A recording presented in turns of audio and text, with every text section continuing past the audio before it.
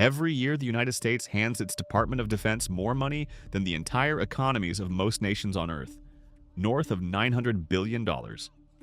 That money buys aircraft carriers and satellites, fuel and rifles, hospitals and housing, the salaries of more than 2 million people.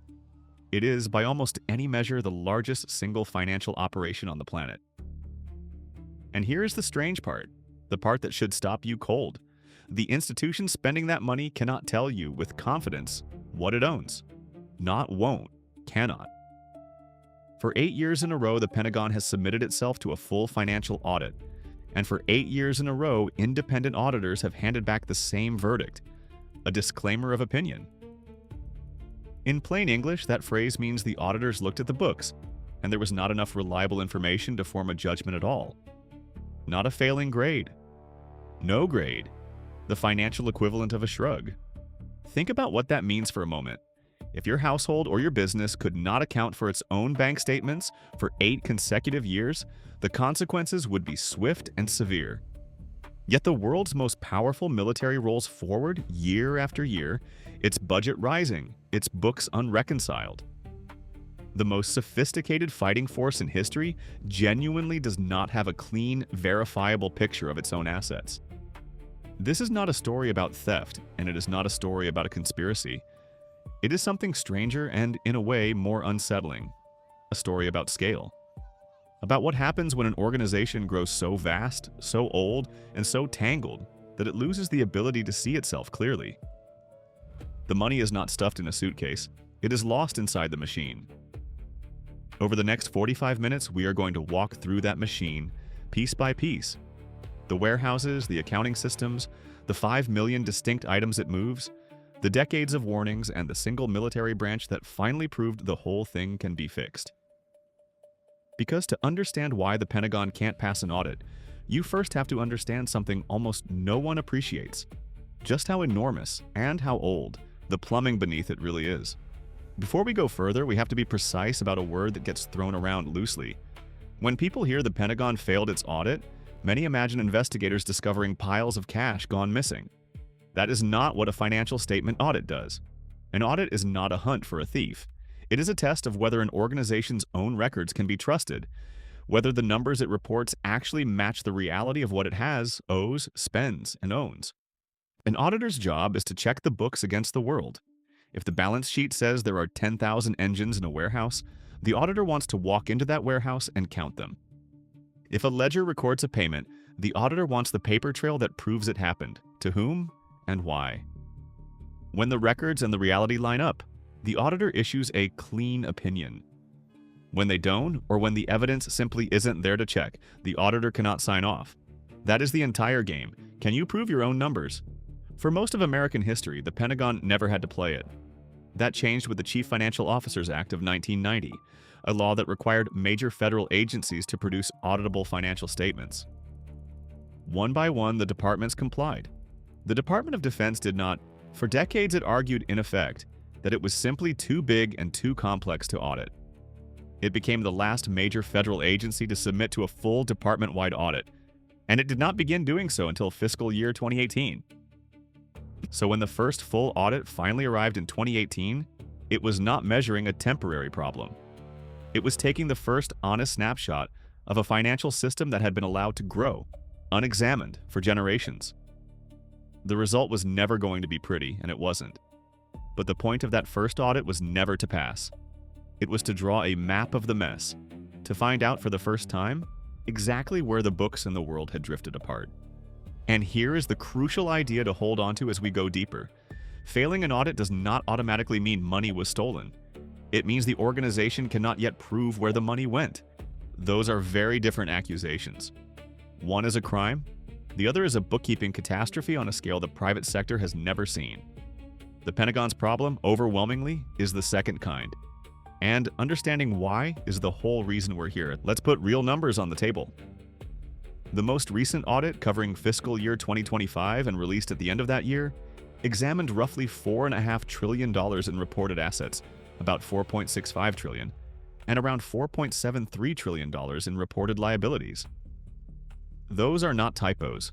The Pentagon's balance sheet is measured in trillions, and the auditor's task was to verify it. For the 8th straight time, they could not, and they issued that same disclaimer of opinion. A disclaimer is the weakest possible outcome of an audit, and it is worth sitting with why. A company that fails an audit at least gets a verdict. The auditor says, "Your numbers are wrong, here's where." A disclaimer says something quieter and more damning. We could not gather enough reliable evidence to say anything at all. Imagine asking an accountant to check your finances and having them hand the folder back and say they simply couldn't tell. That is where the Department of Defense has stood for 8 years running. The reasons are cataloged in exhaustive detail. In the fiscal 2025 audit, auditors identified 26 material weaknesses and 2 significant deficiencies. Formal terms for breakdowns in the systems and controls that are supposed to make financial data reliable in the first place. These are not vague complaints. Each material weakness is a specific documented place where the machinery of accountability is broken, where numbers cannot be traced back to something real. It would be easy to hear $4.6 trillion in assets we can't verify and leap to the darkest conclusion. Resist that leap. The vast majority of what auditors flag is not evidence that things vanished. It is evidence that things cannot be confirmed. A tank sitting on a base in reality might be perfectly present and perfectly accounted for on the ground, and still show up as a problem on the audit, simply because the paper trail connecting the tank to the ledger is broken, incomplete, or stored in a system that no longer talks to the system holding the record. That distinction between missing and unverifiable is the spine of this entire story. It is less cinematic than a heist, but in some ways it is more disturbing. A heist has a villain you can catch. An unverifiable $4 trillion balance sheet has no villain at all. It has only complexity, inertia, and decades of decisions no one ever went back to reconcile. To see how that complexity was born, we have to rewind to a single sentence spoken the day before the world changed. On September 10, 2001, Secretary of Defense Donald Rumsfeld stood before an audience and said a sentence that would echo for decades. According to some estimates, we cannot track $2.3 trillion in transactions. He was describing, in his words, a bureaucracy tangled in systems that could not share information from floor to floor in this building, because it's stored on dozens of technological systems that are inaccessible or incompatible. The next morning, the attacks of September 11th consumed the nation's attention, and the quote slipped into the background. But it never disappeared. Over the years, the $2.3 trillion took on a life of its own, transformed by rumor into a fortune that had supposedly gone missing or been lost. That version is false, and it matters that we say so plainly. The figure traces back to a Department of Defense Inspector General report from February 2000, which found that $2.3 trillion in accounting entries for fiscal year 1999 were not supported by adequate audit trails or sufficient evidence to determine their validity. Read that carefully, because the precise wording is everything. Not supported by adequate audit trails does not mean the money was spent and vanished. It means bookkeepers made accounting adjustments, moving numbers between ledgers to force the books to balance, without leaving behind the documentation to prove those adjustments reflected real transactions. It is the accounting version of erasing your work and just writing down the answer. The money largely went where it was always going. What was missing was the proof. This is exactly the kind of claim that a serious channel has to handle with discipline, because the sensational version is so much easier to tell. It is tempting to say the Pentagon lost trillions, to let the number hang in the air and imply villainy.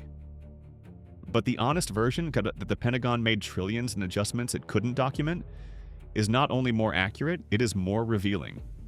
It shows you that the rot is not in someone's pocket, the rot is in the plumbing, and that 2001 quote contains the real clue sitting in plain sight.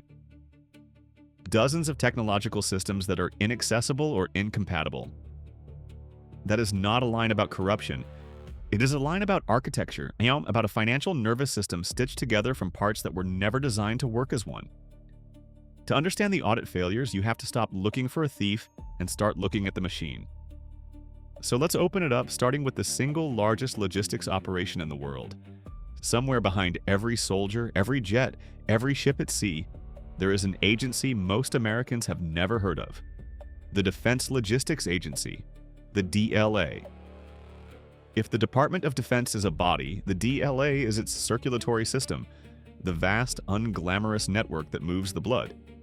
It buys, stores, and distributes the physical stuff of warfare and daily military life. And it does so at a scale that is genuinely difficult to picture. Consider the raw numbers. The DLA manages roughly 5 million distinct items. Not 5 million objects, but 5 million different kinds of things, from jet engine turbine blades to surgical gloves to the specific grade of fuel a destroyer burns. It operates on a budget of around $34 billion and employs more than 20,000 people. Its customers are not only the armed services. Its portfolio reaches across dozens of federal agencies, all 50 states, hundreds of local governments, and more than 100 international partners. Every one of those 5 million items has to be counted, valued, tracked, ordered, warehoused, and eventually delivered, often to the far side of the planet, sometimes into an active war zone. When a part is pulled from a shelf in a depot and shipped to a base overseas, that single movement should generate a clean chain of records. What left, when, for whom, at what value? Multiply that by 5 million item types and millions of daily transactions, and you begin to sense the true dimensions of the accounting problem. Now imagine trying to audit that. An auditor verifying the DLA's inventory is, in principle, being asked to confirm that the recorded value of an ocean of spare parts scattered across hundreds of sites around the world matches what is physically actually there. Every mismatch, a part logged at the wrong value, an item moved but not recorded, a warehouse whose count drifted from its ledger, becomes a thread the auditor cannot tie off. The DLA is not the villain of this story. It is the sheer staggering mass of it. And crucially, the DLA does its physical job remarkably well. Parts arrive, fuel flows, the machine of logistics functions. The failure is not that the supplies don't move, it's that the record of their movement, spread across a patchwork of aging computer systems, cannot be assembled into a single trustworthy account. Which brings us to the deepest root of the entire problem, the thing Rumsfeld pointed at in 2001, the systems themselves. Picture trying to run your finances if every account you owned lived in a different, incompatible piece of software. Your checking account in one program, your credit card in another, your mortgage in a third. And none of them could exchange data automatically. To know your net worth, you would have to manually copy numbers from screen to screen, retype them, and hope you made no mistakes. Now, scale that nightmare up to the largest organization on Earth. That, more than anything, is why the Pentagon cannot pass an audit. The Department of Defense runs on a sprawling archipelago of business and financial systems, many of them decades old, built by different services in different eras for different purposes, with no expectation that they would ever need to speak to one another. Some are so old they predate the modern internet. Data has to be moved between them by hand, or through fragile digital bridges that introduce errors at every crossing. A single transaction might have to pass through several systems before it lands on the final balance sheet, and at each handoff, the audit trail can fray. This is why the Government Accountability Office treats the modernization of the Pentagon's business systems as a problem every bit as serious as the financial mismanagement itself. You cannot produce reliable numbers on top of an unreliable foundation.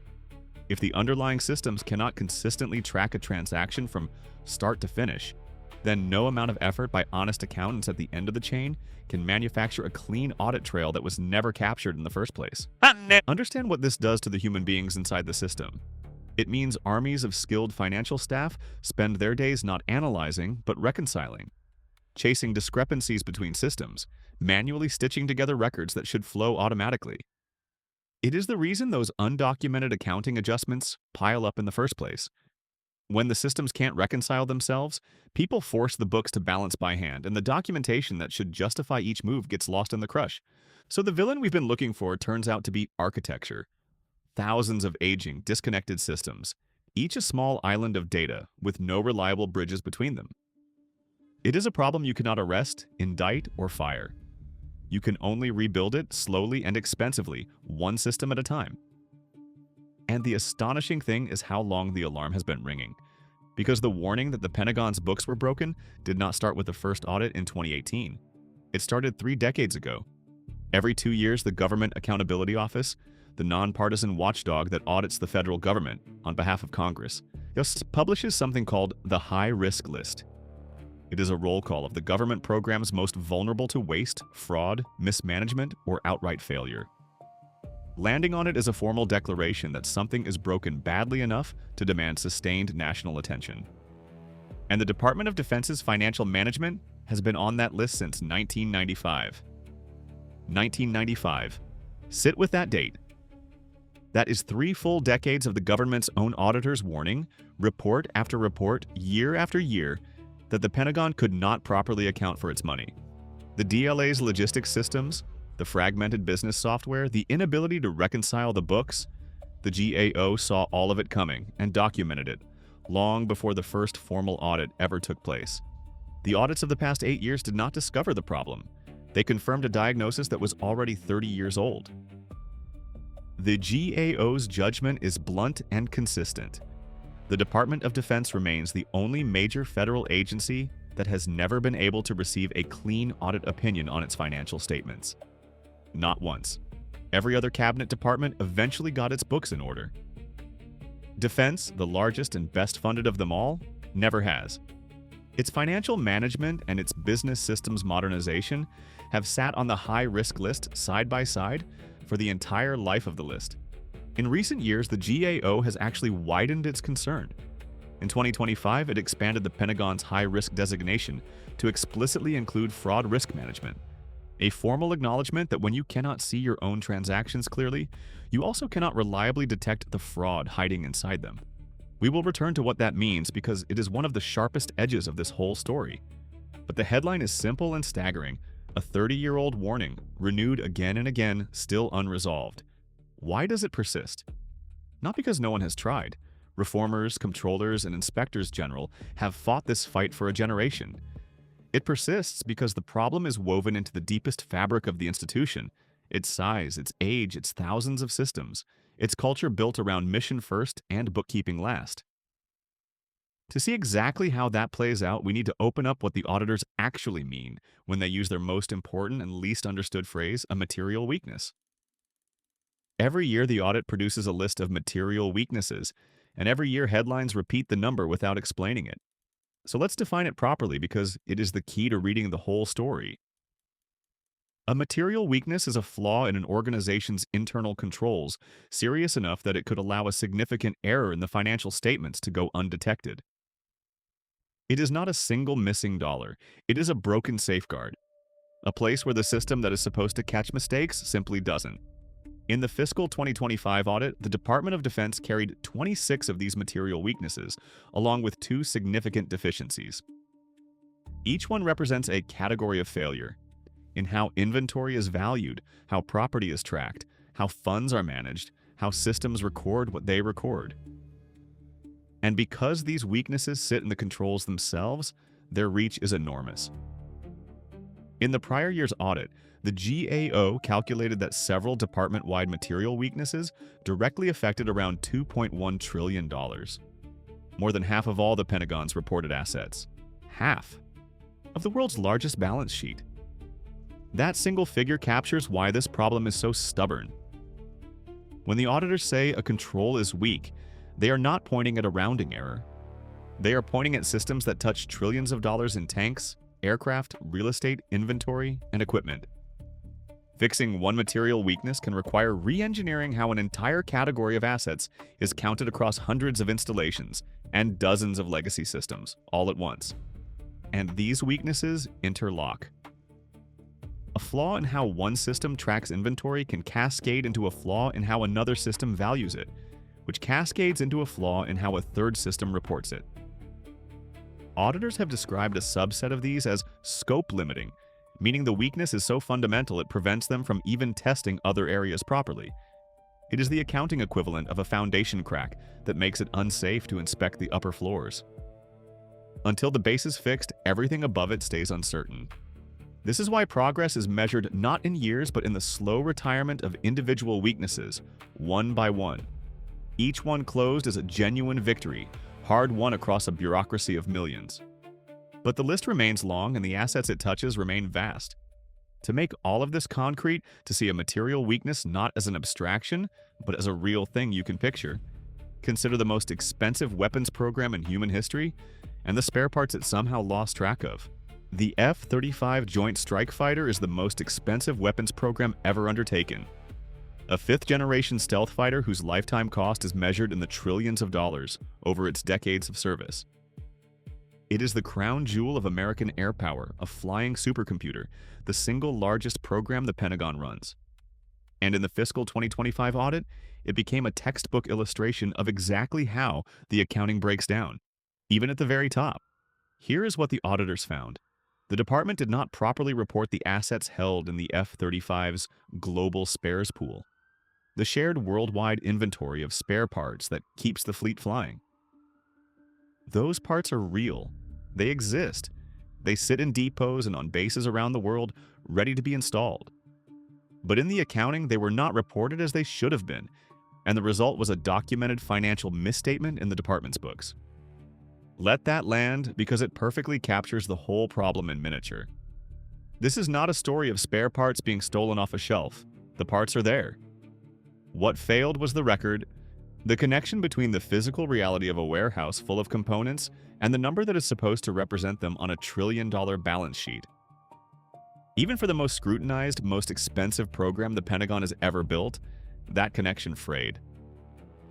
If the accounting can slip on the F-35, a program watched by Congress, by allies, by the press, by the entire defense industry, imagine the difficulty across the millions of humbler items the DLA moves every day, items no headline ever mentions. The spare parts misstatement is not an outlier.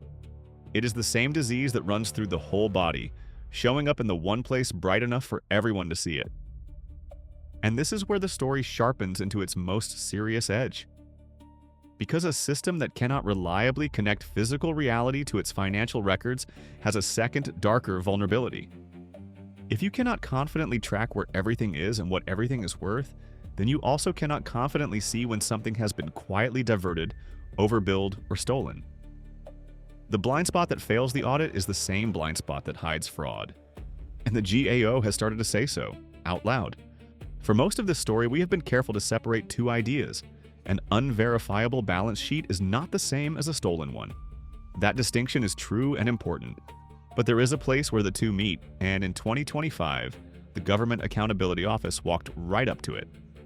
It formally expanded the Pentagon's financial management high-risk designation to include fraud risk, an official recognition that the same murk which defeats the auditors also gives cover to those who would exploit it.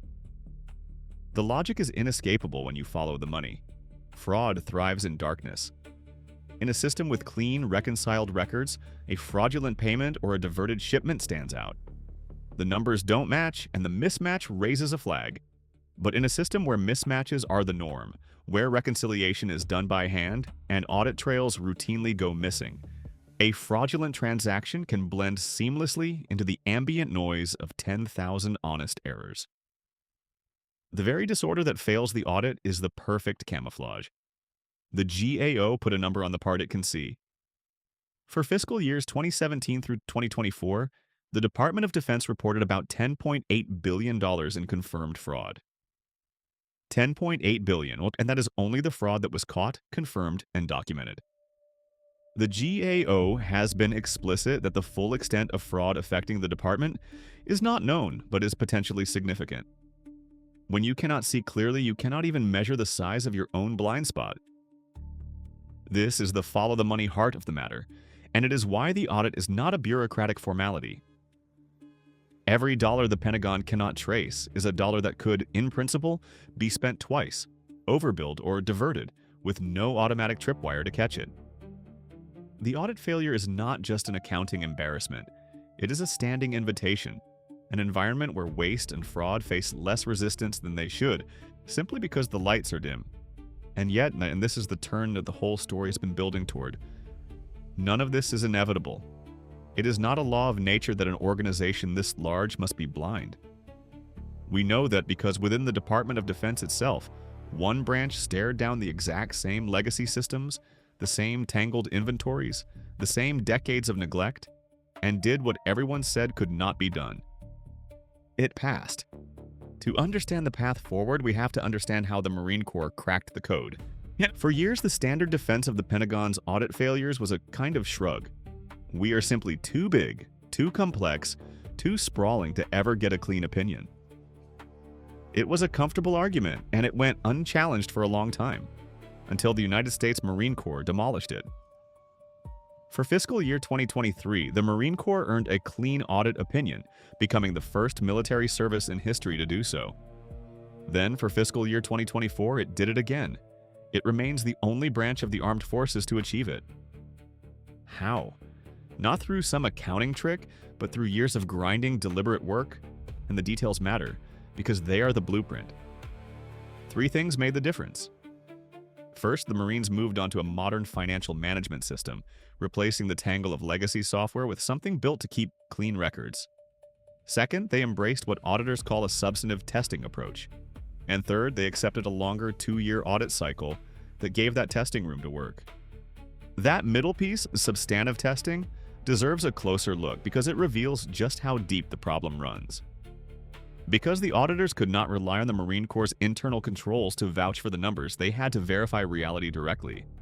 That meant physically counting things.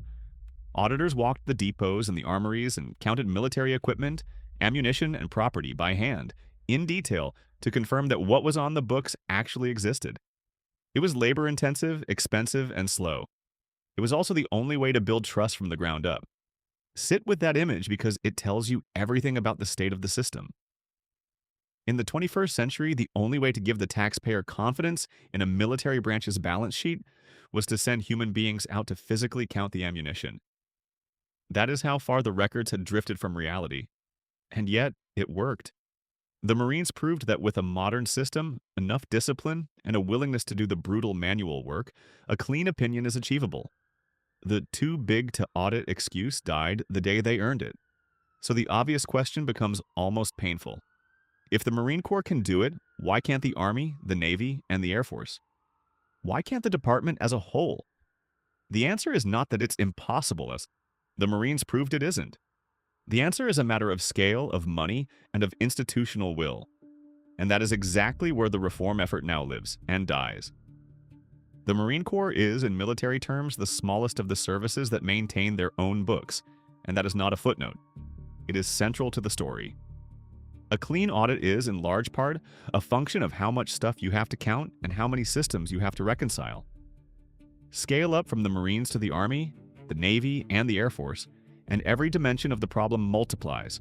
More bases, more equipment, more aircraft and ships, more legacy systems, more decades of accumulated records that never got tied off. The substantive testing approach that worked for the Marines shows why this is so hard to simply copy.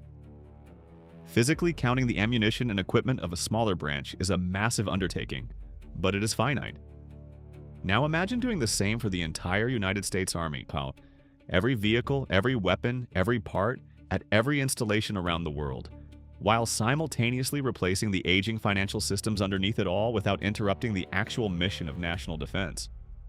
The cost in money and in labor is staggering, and it competes directly with every other priority a service has. Then there is the matter of institutional will, which is harder to measure but just as decisive.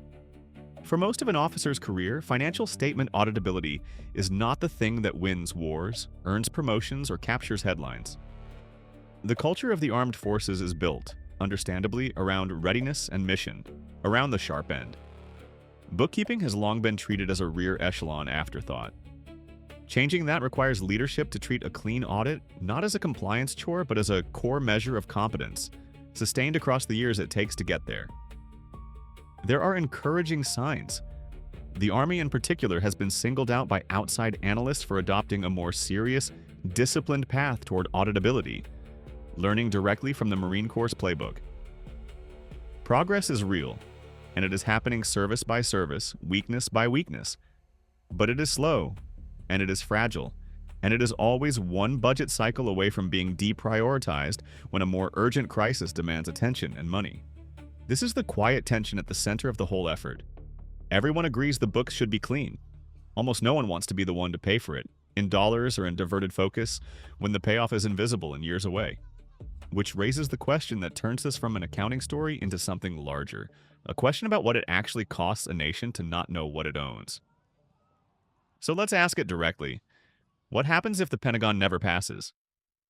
Let's be disciplined here and treat this as the open question it is, not a prophecy. What happens if the Department of Defense simply never achieves a clean audit? If the disclaimers continue year after year into the indefinite future? The honest answer is that we are already living in a version of that world, and its costs are real but mostly invisible, which is precisely what makes them dangerous. Consider readiness. If you cannot reliably track your own inventory, you risk two expensive mistakes at once: buying parts and supplies you already have but cannot find, while running short on others you thought were stocked. Every dollar spent repurchasing something that already sits, uncounted, in a warehouse is a dollar not spent on genuine capability. Multiply that across 5 million item types and a $900 billion budget, and the waste from simple blindness, no fraud required, becomes its own form of weakness. Consider trust. In a democracy, the military spends money the public provides on the public's behalf. The audit is the mechanism by which citizens can, in principle, verify that the money did what it was supposed to do. 8 years of disclaimers erode that link. It becomes harder to defend the budget, harder to argue for new spending, and easier for critics across the political spectrum to point at the unreconciled trillions as proof that the institution cannot be trusted with more. The audit failure is quietly a political liability that compounds over time. And consider the strategic cost of the blind spot itself. A nation that cannot fully see its own logistics is a nation that cannot fully plan its own wars. The ability to know precisely and in real time what you have and where it is, that is not bookkeeping trivia. In a genuine conflict against a capable adversary, it is the difference between a supply chain that delivers and one that fails at the worst possible moment. The audit is, in the end, a proxy for a much deeper capability: institutional self-knowledge. This is the kind of story that rewards paying attention over the long haul. And if the way we've tried to untangle it, following the money instead of chasing the myth, is the kind of thing you want more of, consider subscribing and staying with the channel.